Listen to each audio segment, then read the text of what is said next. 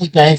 Long time no see. I have not been doing any video recording for months because I've been busy doing the exam preparation for certified estate planner exam. That is finally behind me. And then, well, by the way, the reason I did that was that because I believe there's a great wealth transfer that's happening in this country, probably to a less extent to the world. But let's think about it. In this country, from 1901 to 1927, that's what is called greatest generation. Okay, and then after that, let me put on glasses.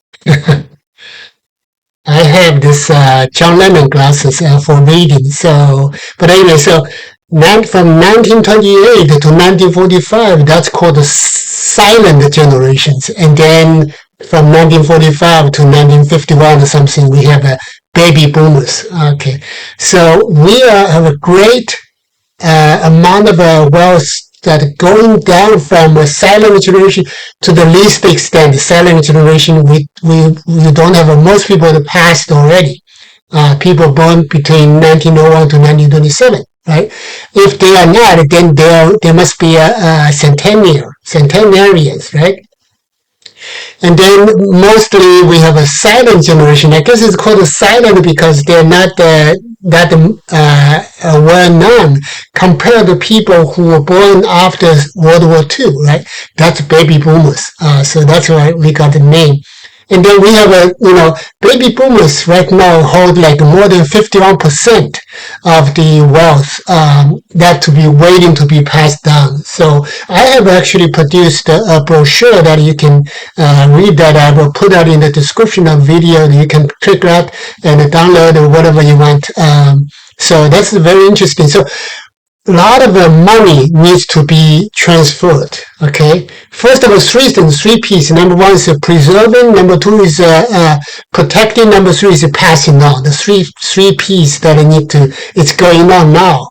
Obviously, the latest law shows that people, before that Congress passed law and President Trump signed it. A lot of people worry about, they have something called the sunset laws, and then people worry about, January 1st of 2026, the law will be changed, and then federal exemption rate will be greatly lowered down. But now we're talking about even higher. We talk about 50 million. So I think, for most people, most family, I don't think they need to worry too much about estate taxes. I don't think they need to worry too much about gift taxes. I don't think they need to worry too much about generation skipping taxes, transfer taxes. So those are the three things that basically whether you pass your wealth, your asset after your death, or whether you decided to gift them during your life. Either way, you can you don't worry too much about. There's not much need to worry about the federal taxations. So we have to, of course, that's not saying that everybody should be worry free.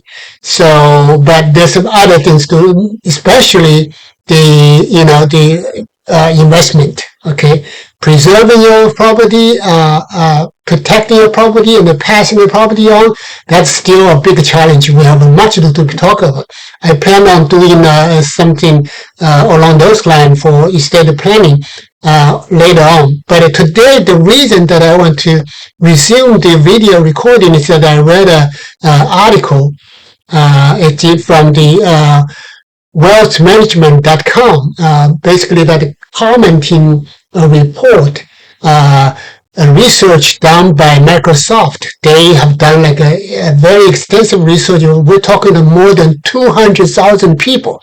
Okay, they found out one of the conclusions they have is that human financial advisor will be replaced completely by the AI. generative AI. Okay, of course that's kind of the bad news, and there's a lot of human advisors they argue and say not so fast. The human connections, the emotions, the back and forth, the exchanges, they can never be replaced by AI. I think that I want to give some comment. I don't think either one is right. I mean, on the AI replacement hypothesis, it's going to be more complicated. When something new happened and everybody say, "Oh, that's going to be a game changer, and the game will be very different, and the old model will be gone forever for good," and then everybody use the new model. That's not the case. Today we still people using the calculators, right? And even though we have a great, supercomputers, even though we have, like quantum computers, we still using other people. So coexistence is far more common than complete replacement. So that's what the first thing that we need to notice. That said, we also need to remember that the human side, a lot of activity, it's not completely unreplaceable by AI. If you think about this, because AI is really, unlike the previous innovations, AI changed the games completely. The previous game was doing one thing, basically just all the heavy lifting, all the dirty work, all the cheap labors will be replaced by machines or by tool. But the AI, generative AI, for the first time, to a certain extent, we can say that not just the dirty lift, not just the heavy lifting, not just the dirty work, not just cheap labor, but expensive labor, high advanced skills. Those kind of things will be also replaced. No, obviously that's a wrong word. All be, enhanced and complemented by generative AI. That's the thing. That's the age that we live in. We must keep that in mind. Okay, and then to a certain extent that I was thinking about every year I pretty much donated $3 for Wikipedia. Okay, but Wikipedia today will be like greatly threatened by AI because generative AI has been more comprehensive than Wikipedia, has been more accessible than Wikipedia. Everything's under your fingertip. The only thing that Wikipedia will survive fine is a lot of people that just don't use the AI. They categorically refuse the AI. And in America, a lot of people, I don't know if it's a lot of people, but, 30, definitely more than 20%, 30% of people, they have not touched AI. So for those people, they can still go to Wikipedia. So I'm not saying Wikipedia is facing an existence crisis. Not so much. But, it'll be complemented. Coexisting, complementing, that's the keywords that they fit their reality better. So, to the human advisors, their argument saying that the human connections can never be replaced. It's true. It's never be completely replaced, but can be greatly enhanced, especially on the back end. On the front end, on the client-facing end, you may still people like to do face to face. They still like that way. But on the back end, AI can do so much. So it'll be greatest mistake to just use AI or don't use it at all. So speaking of AI, there are three models of usage models that I want to talk about. That's the highlight of today's post. Number one is back-end users or tailing usage or exiting usage. Basically, these people, their best example is to use the AI, using generative AI as a proofreader.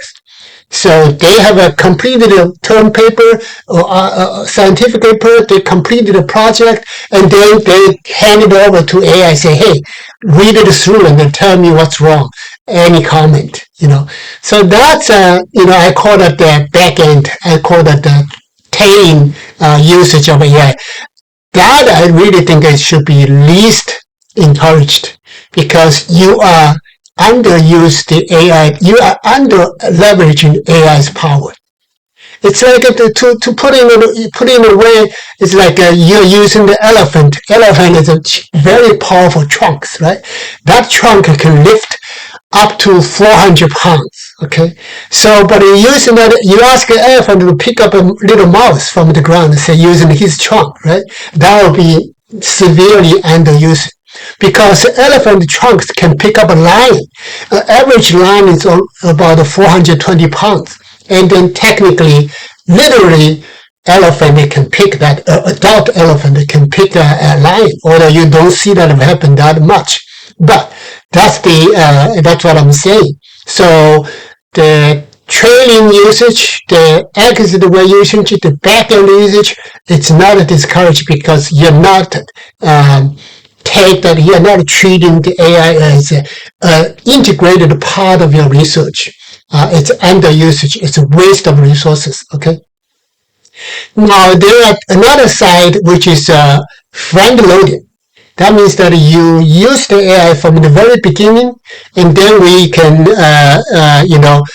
really actively using the AI from the very beginning all the way to the end. For that, we have three users. Let's talk about this later.